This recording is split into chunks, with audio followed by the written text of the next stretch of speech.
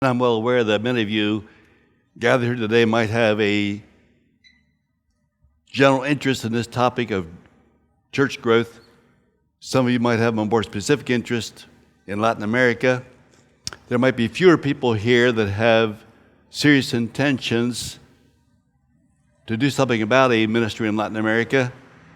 And so, though I was asked to speak on this subject this morning, a spiritual vision for Latin America, I will be presenting some things that might be a bit more specialized or detailed information for those who would really be interested in following these introductory thoughts and taking steps into that direction. So if you have a notebook there, if you're writing some things down, we would like to give you some things to consider that might help for that. And so a spiritual vision for Latin America, that's an interesting title because Latin America is perhaps a summarized way to refer to the Spanish and the Portuguese language and cultural influence in the Americas. Of course, there were Native Americans present when this European influx arrived. These Indians, as most people call them, not the best word to use, were perhaps more Romanized than what they were Latinized. Speaking of the religion that was imposed upon them, that imposition was rather forcefully done. The Spanish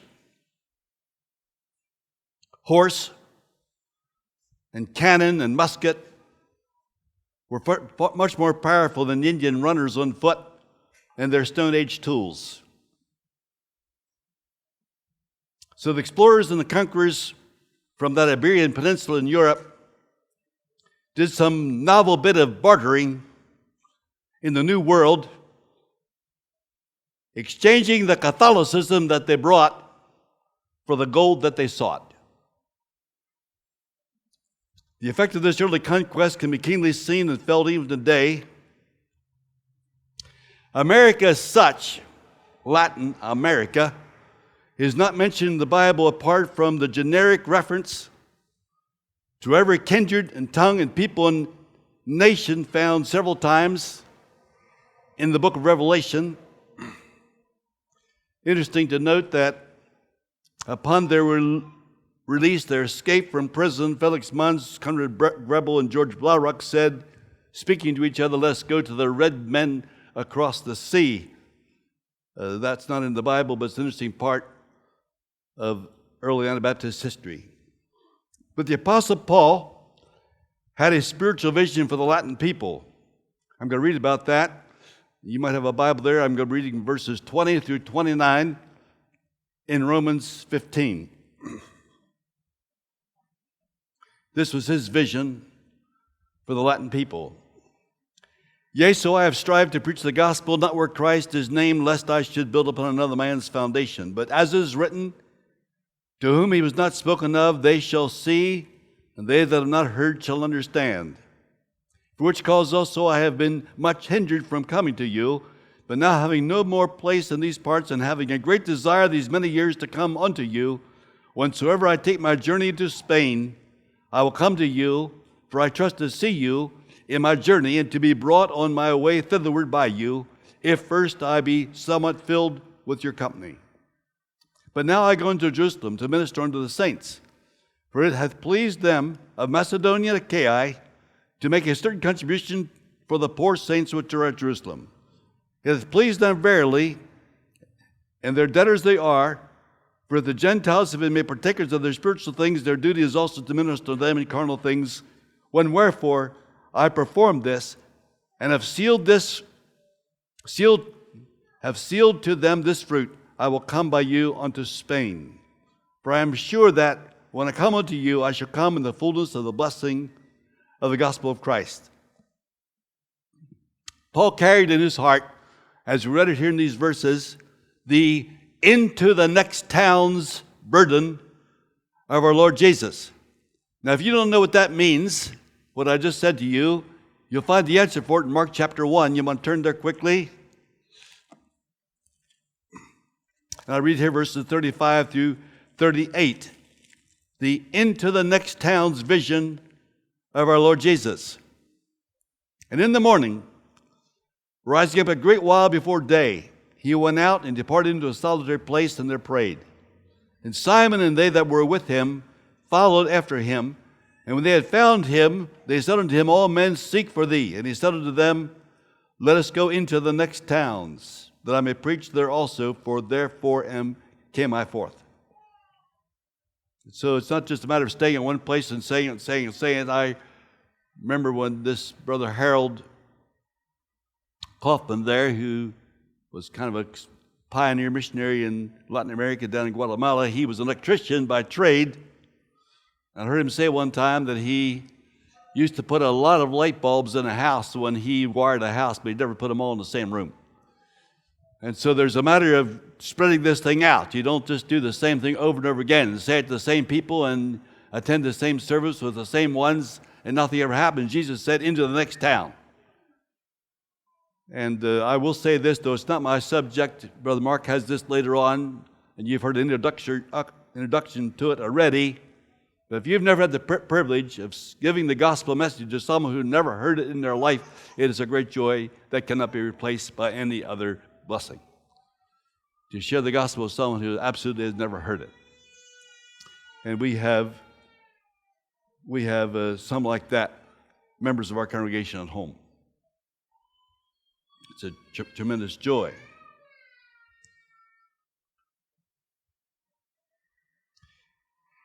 Now, not all the towns or peoples have been reached in Latin America. There are still pockets of the 1040 windows down there.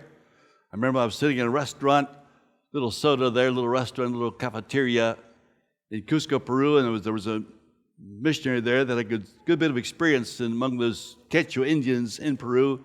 Sitting there, he told me something, and there was a napkin there on the table. I pulled this napkin out of its holder and took a pen out of my pocket and started drawing a map as he was talking, giving us a 1040 window about the size, a little bit larger than the size of Costa Rica itself, from Chalhuanca to Cusco to Arequipa, a very large area of the Andes Mountains, completely unevangelized. I made up my mind I want to go in there, visit that place, see what that is like, what is going on in there. We had the privilege of doing that. Difficult to get in there. We had the privilege of doing that. These 1040 windows, as you know, refers to the largest population in the world between the 10th and 40th degrees north parallel in Asia. You have a lot of countries, a lot of people stacked in that area which are unevangelized. That's called your 1040 window here in missionology, but there's a 1040 window all over the place. And Brother Ernest just told you a few moments ago that there might be a very, very small 1040 window about 2.5 miles from your house. And there are places around the world and cities where there just simply is not a gospel witness, and that's what we referred to as the 1040 window. And there are places like that in Latin America. I don't know, Brother Mark, how many more places like that there might be in Costa Rica. I think I know of several places that would be that way. Now, the unreached places, and I'm not asking you, we're not talking about a spiritual vision for Latin America since you come down and buy a house beside Brother Mark in Chichagua. There'd be nothing wrong with doing that. But I'd like to consider you and urge you today to think about the places where people have not heard, the Jesus vision for the next towns, Paul's burden to not build upon someone else's foundation, so that they that have not heard might hear, as we've heard already in this introduction.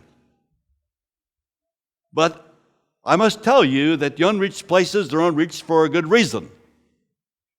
The unreached places are the hardest places to reach. And we have things to face these days in extending the church into cultures like this that the Apostle Paul never needed to worry about. He never had anyone stamp his passport. He never took a COVID test to go anywhere. And recently we tried to get into a country. To get into the country, we had to have 2 masks on our face and a plastic shield in front of that. And then besides that, you have to prove to somebody that that some other your blood is not filled with mosquito bites. And so you had to verify everything. We got all that done, got into the country, had to approach it. That was just about a month and a half ago. And preached there for a while. It was an outstanding time. That was in Latin America, by the way. But we have things to face today that they didn't have then. We travel one place to another, we have language difficulties. In Latin America, there are many, many languages. And you might think if I knew Spanish or Portuguese, I would have access to a lot of people, and you would. But many of the unreached ones do not speak either of those languages. Or maybe very few of the people do. I'm going to tell you why some of the unreached places are hard to reach. We're not going to master on minors or major on minors here, but it's an important thing to consider. And I was asked to tell some stories along with this presentation, and I'm afraid that might have to wait till next year, because I see that clock is doing its timely duty up there. In some areas of the country, some areas of the world, it is nearly impossible to enter. Closed to new residents coming in or to foreigners. Only temporary permission. You can get a 30-day visa or a 90-day visa at the most. And getting residency in a country these days is not as easy as it was 50 years ago, 30 years ago. In some countries, it's very, very difficult to do, and that includes Costa Rica. So that makes it difficult. Paul didn't face that. Another thing we have is language barriers. We talked about it. And that would be bad enough, except to realize that for some of these languages that we should be reaching, there is no translation. No one has gone there to document, to put a phonetic system together, to try to decide some kind of an alphabet. There's no Bible, of course. There's no dictionary. In our publishing house in Costa Rica, we had several brothers sitting there for a period of time. They're in our ministry there, putting a dictionary together for the young Indian nation there in northern Nicaragua. That would have been then, if that was done, and when that got done, the first dictionary ever made in that language. Spanish, for many of these situations, would be a bridge language to take you from English into a cultural tongue, a native tongue. And so you need to know the Spanish or the Portuguese to be able to get into that, but your target language is something else. And so I would certainly urge you to do what you can to learn one of those languages, Spanish or Portuguese, while you're waiting for the opportunity to find your final location. Another problem that you have with the unreached places, why are they still unreached? Some of them are very, very remote. Difficult to reach. Difficult for many reasons. I've walked for several days through jungles before we made it back far enough to find the villages we were looking for. Not everyone's willing to do that. I remember one mission that told me as they found the location, the country of Nicaragua, they said, well, Brother Dale, we're very, very happy for it. It's only 20 minutes away from the airport. Thank you. Many other people made that decision too. And probably churches all over the place in that location. But there are places that you cannot get to that are only 20 minutes from the airport. And places where there are no landing strips. And so that remoteness, there are altitude problems. You talk about South America, you have mountains running the whole way down through the Rockies and through the Sierra Madres of Mexico and through the Andes in South America. They run through Costa Rica too, Central America. But when you get down into the Andes, for example, it's extremely high there. And we have this altitude sickness, so we sent a missionary family in there. And they were there for 3 months trying to get the sick husband out of that place. And they couldn't get him out. They couldn't get him to safety. They couldn't get him to health because he's in this high valley. The only way out is by land, and you have to go up higher yet to get out of there before you start going down the other side. And she knew he would die if they took him any higher than he was. So he was there for 3 months before they were able to get him out of there. Almost every one of the children in that family died. Everyone was extremely sick. And then he came to me when he got back to America, and I was up here visiting at that time. He said to me, Brother Dale, he said, I'm very, very sorry, but I don't think any Americans can ever live where we have been. And I talked to him for a while, and that man turned around, took his family right back to the same place where he was. That's why they're unreached places. And then there are tropical jungles, and there are insects to no end, and some people don't like snakes. There are difficult places to reach. This is one of the reasons why. Another reason is the hostility. And the brother referred to this with that young lady that a year ago made some discoveries of light and truth that she didn't know before. There's hostility in that nation where she lives, and there's some of that in Latin America too. These people just do not want to hear it. They're not going to have you there. You represent something different. And the powers that be it in the church or in the community and the civil government, are not going to have that presence there. And yet these people need to hear, and there are those who are willing to risk the comforts, risk the safety to bring the gospel to such places. Some tribal groups do not permit outsiders. I was in a local national tribe. They have their own tribal leaders, their own tribal government, their own tribal territory. We were in there in a home, we were eating some rice. The man had a little portable radio sitting on his table. The announcing that was going on that radio was in the tribal language, the national language of that location. And all of a sudden the man was sitting there. I couldn't understand what they were saying. I know some words in that language, but very few. And I couldn't understand the conversation that was going on that radio. And this man became very stiff. He said, "Listen to that." And there they were announcing from one of the towns outside toward the edge of this village, where the radio station was broadcasting, that there were two strangers, two foreigners into the community there. And the people should look out for these two men and you get rid of them and get them out of here. They cannot be in our territory. We are announcing and urging all of you Indians, get these two men out of here. And I was one of those two, and the other one was the brother of a young man sitting right here. His name is Dwayne Heisey. That man's name was Dwight. That was Dwayne that was with me there. So we had to get back out of there, and several days to get back out. And how we plan to do that? There's hostility in some of these countries. They don't want you in there. They want to maintain their private. And some of this is not because they're against religion. Some is because of the fact that they are being abused. They're being commercialized. Their resources are being expended. So they want to keep foreigners out because what they need for their tribe, for their people, for their food, for their nation, they want to keep that. Of course, there are other things that could happen in some of these unreached places.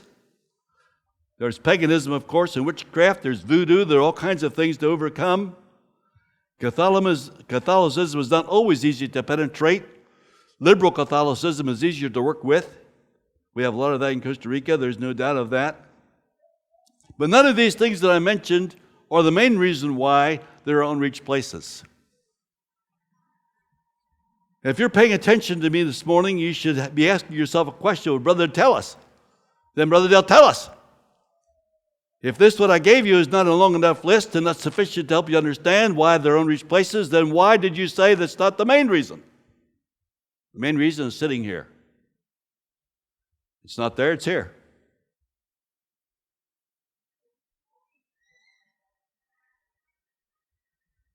It's as simple as that. That dedication, that love, that devotion, that sacrifice, that surrender. But it's not only that. I'll take it a step further. And now we should pause here. We should preach a sermon on that subject right there. We shouldn't let that go. We shouldn't just bounce off of that. That's not just a little bump in the road. When you find two people willing to make that sacrifice, two families, show me two families, they're willing to do it. They say, yes, we'll do it. Send us, we'll go. I had one family that we sent to Latin America, to a distant, remote, difficult place. I was trying to find out if this couple was qualified, if this young family was spiritually conditioned to take on this assignment. So I gave them several tests. And one of them was, I told the wife, she was standing there, she had her arm on her hand on the shoulder of her husband, standing beside her. I said, Mother, I can't promise you a house. I don't even know if you will have an address. The mission that you need to do there, the task that you're going to do, it's going to be going from place to place, so I'm not real sure how permanent your home is really going to be when you get started with this project.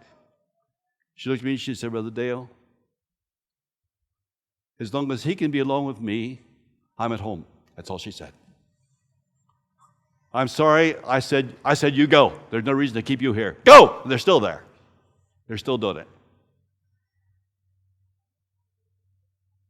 But when we have several families willing to take that risk and to make those adjustments and sacrifices, and they get there and have trouble with each other, and fellowship breaks down,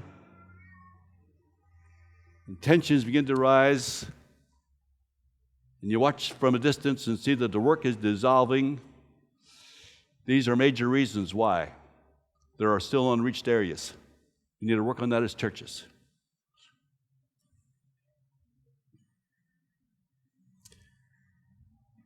So I was sent a series of questions that I was supposed to answer in this session while I'm here. Is there a need for more churches in Latin America? How would you answer that, Brother Mark? I've already answered that question really because there's still unreached areas in Latin America, and if that's the case, then there's need for more churches.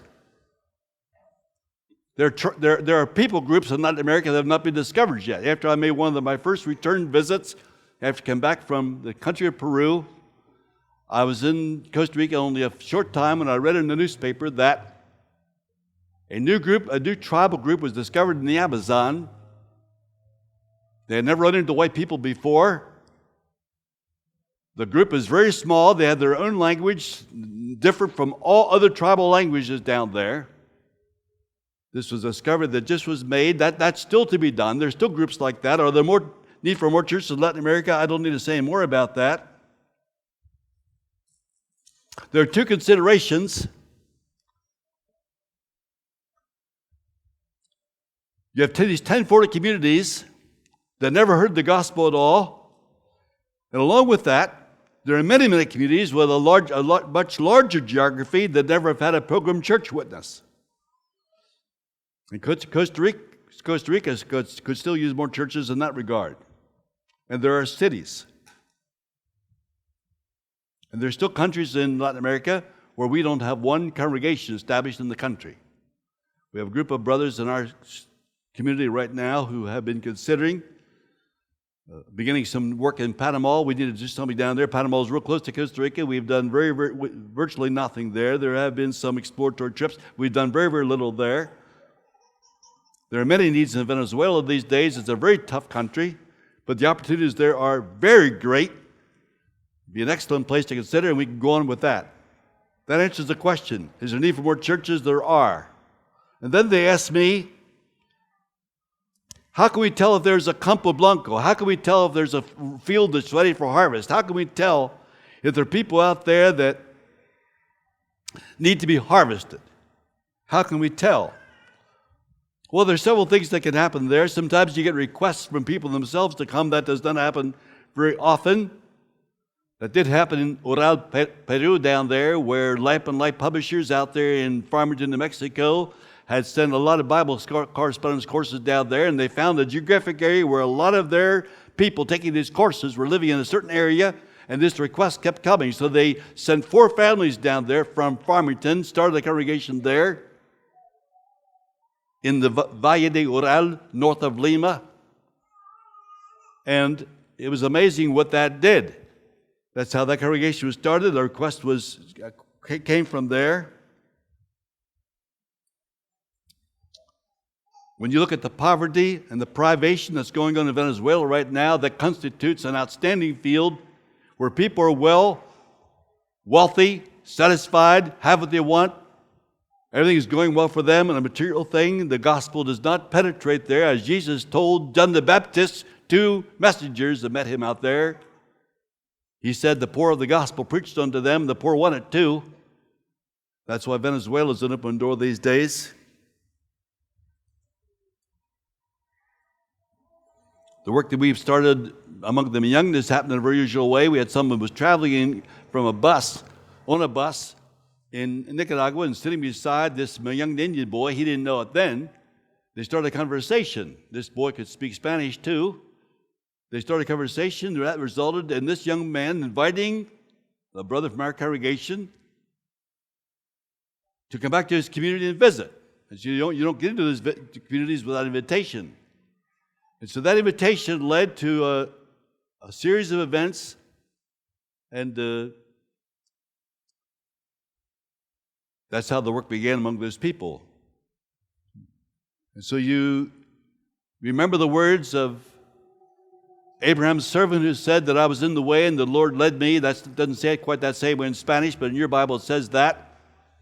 It is true, and you heard it already this morning, that the person who's not willing, not available, not asking, searching, not thinking about it, not praying about it, not asking God daily to lead him to it, that person does not find very many opportunities. He has no idea what's going on. He lived all day, all night, all week, the next 5 years, and with very little consciousness there might be some other place, things to do.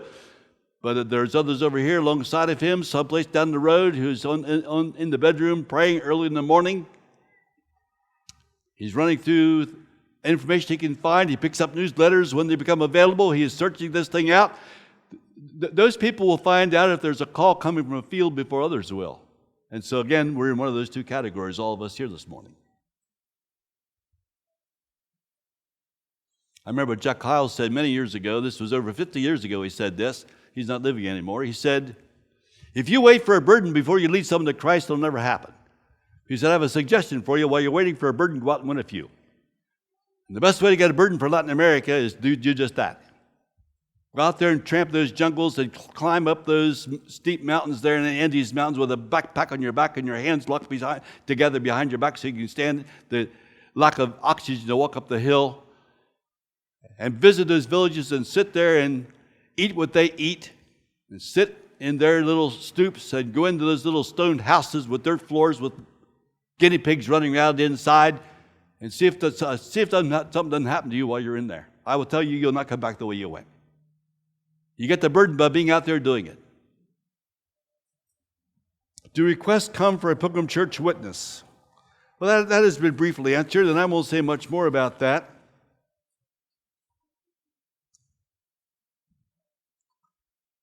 There's probably no such thing as a steady stream of requests coming for a Pilgrim Church plant in any particular place in Latin America. Probably not.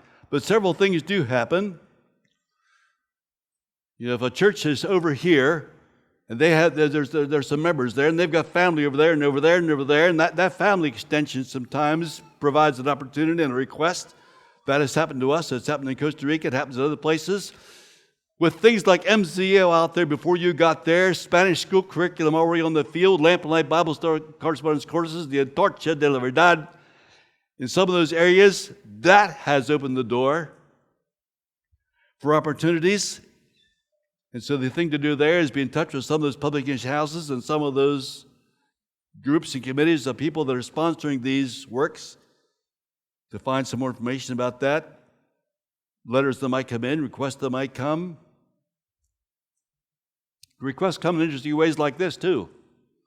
In Costa Rica one day, a father of 5 children came to see me. He said, Brother Dale, he did call me Brother Dale. I'm just simply Eugenio down there.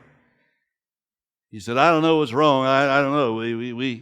But I've been asking this. Could you come to our house and talk to my family? So I went to his house. I didn't have any idea what to expect. His wife is kind of a dama of the town there. She's kind of a little bit prissy and a little bit up, and she should have had a little bit more material on her skirt than what she had. She went out to the kitchen and got a towel and put it over her lap as we sat there in her living room. This man, who is not much more religious than Rudolph the Red-Nosed Reindeer, said to his children, this man's going to tell you something that you need to hear. You listen. And he never did tell me what he came for. What his trouble was, he had marriage trouble. The family was not doing well. He had difficult relationship with each other. I learned that later. So I began to speak to this family.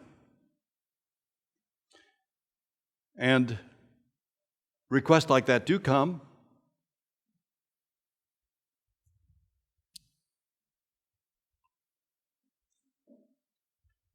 But the secret of making contacts lies more with us than it lies with them.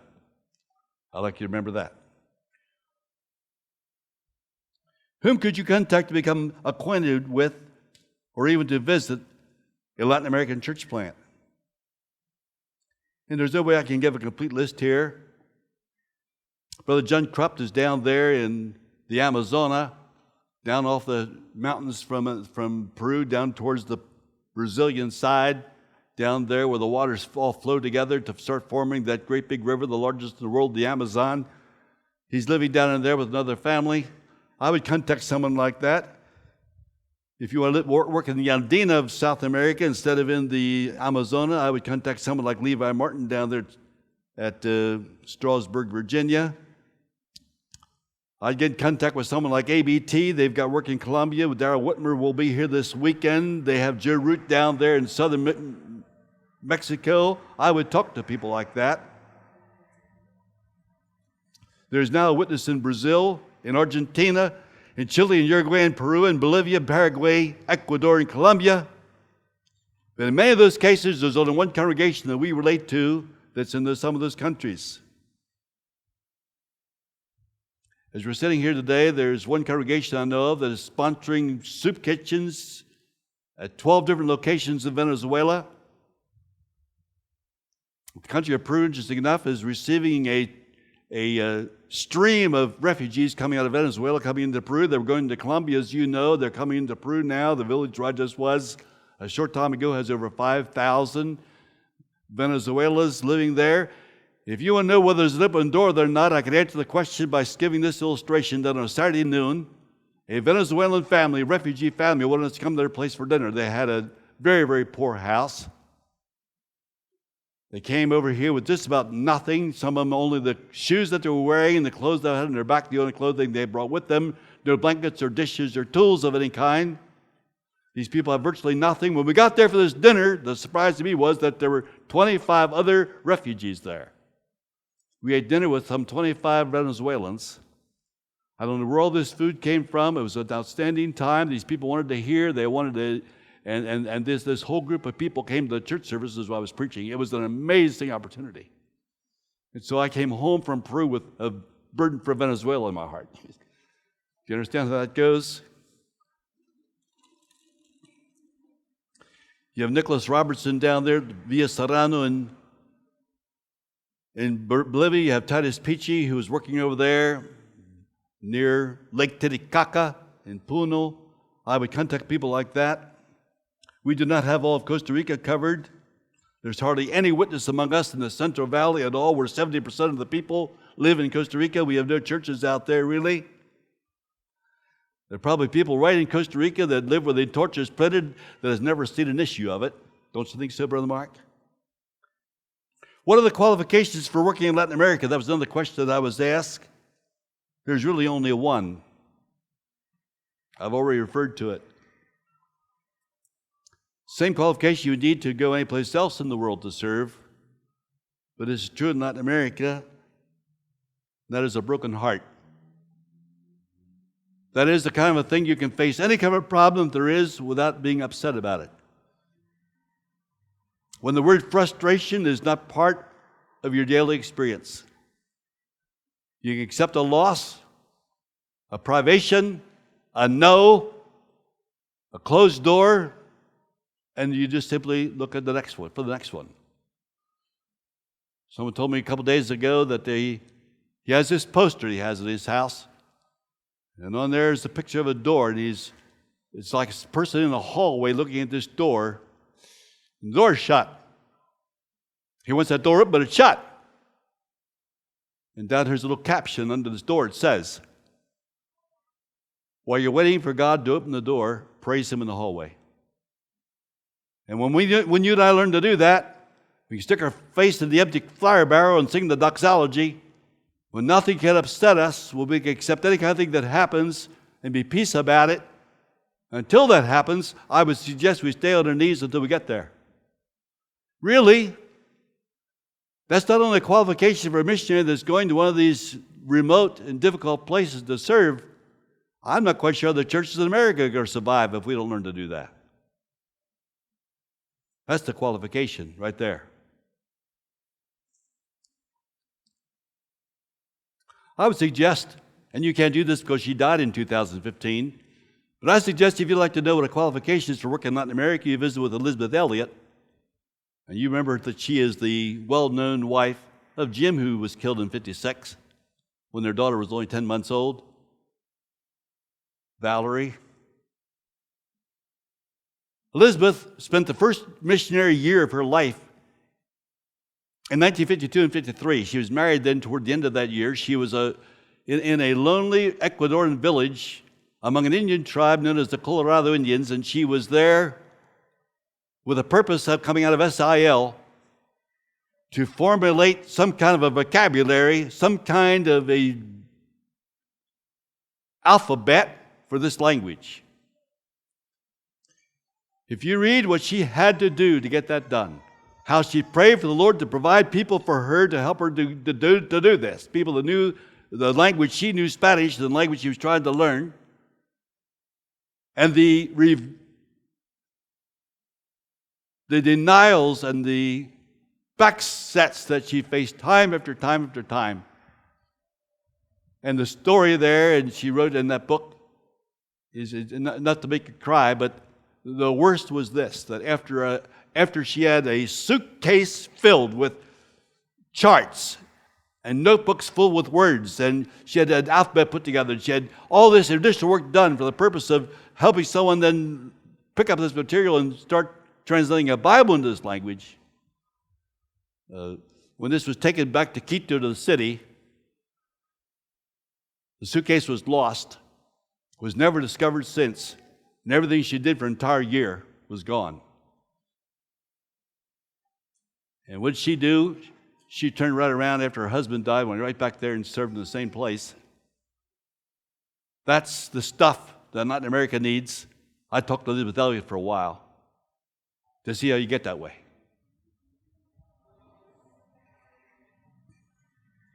Of course, Catholicism is going to be prevalent wherever you go. You should be acquainted with that and be acquainted with handling it. Eugene Nida has probably written the best anthropology of Latin America that has ever been written from a missionologist's point of view. And he has things in there that any Latin American person should, or interested in that area, should study. He explains to you all kinds of things in there, the concepts towards work, towards money, towards religion. He talks in there about the Latin family. He tells in there the importance of a grandmother. As you recall, Brother Mark, that when that grandmother, the Paniagua grandma, not this set, this one, the old girlie, when she was converted, you know the effect that had on the Paniagua family, and you get that one, you have now have access to the hearts of everyone down through the generations. And we are looking forward in the next 10 years, Brother Mark, to baptizing the 5th generation of that family into our churches. The 5th generation, Mark, is being born in Marseille right now and other places. That's all in that book. And it also takes you a step further, gets you out of the Latin culture, goes into the Mesoamerica culture, the natives there, Native Americans, and talks about how they relate to this whole thing. It's an outstanding book. I would suggest you get a hold of it and read it. You don't need to memorize it, study it. And of course, you ought to know some Spanish if you're going to go there. I just quit, so I don't know if I should give any of these concluding remarks. But I just want to say this to you. Call to missions. Am I called? If God would call me, if God would call me, I think I'd listen to it, I think I'd allow God to say something if He called me. And you say to me, what we're doing in our home is we've been asking God for the Macedonian call. I'm going to take that rug and pull it right out of your feet. You're going to have nothing to stand on. Are you ready to go? You grab a hold of something. The Macedonian call only comes to one person. It's the man who's already out doing it. Paul was already in the mission field. He's already doing the service. He's already going from place to place. He was already preaching the gospel. He already made the sacrifices. He's already left the Jewish background. He was already out with the Gentiles. All God was saying was, Arabakamba, no. Kusali. That's all God was doing. When God gives Macedonian calls, those specific directions. Not to the ship who's sitting in the sea, sitting in the harbor. That's a safe place for ships to be. But that's not what ships are for. And sometimes it's not even safe to be there. If you don't believe me, check around Pearl Harbor and see what you think. So we need to be out there where the call of God comes. Came to my wife and I in a very simple way. That's just one more call. This has happened many times. But the one unique step in our lives happened on the first day of the year, January 1, 1989. We decided to set that day aside for prayer and fasting. We're going to stay on our faces before God until He shows us some things He has for our lives. It was a very difficult time for us then. And during that day, several unique things happened, very special things happened. One of those things was that New Tribes Missions from Sanford, Florida, sent us a roll of mission posters. I found later that a converted Jewish girl that we had met some months before asked them to send that to us. It got there on this very day that we were fasting and praying. I opened up these posters, I pulled them out and looked at them. They were all kind of interesting. And there was one there that I couldn't put away. I couldn't put it aside. I still have it. I couldn't lay it aside. There was a map there of the Western Hemisphere. And up here is the United States. There's these big letters written across there, taken from a Bible verse in Acts. You have been in Jerusalem long enough. Jerusalem has 9 letters in it. The middle 3 letters of Jerusalem are USA. And those 3 letters stood out in red, white, and blue paint. You have been in the USA long enough. I had no idea what that was going to mean to me. I had no idea what God was going to do for that. But then the prayers turned directly to that. If that's the case, then God shows the next step. Phone rings. A stately gentleman that I had never met, I didn't know him, his name was Sanford Yoder, was on the other end of the phone. The rest of it's history. I being the way, I wanted to, I was willing to, you're willing to, Paul was willing to. And God sees that and knows that, finds you and places you, and He knows already where that should be. But before you buy your plane ticket for Quito, Ecuador, or for Cusco, Peru, the neighbor, 2.5 houses down the road. May God bless you this morning.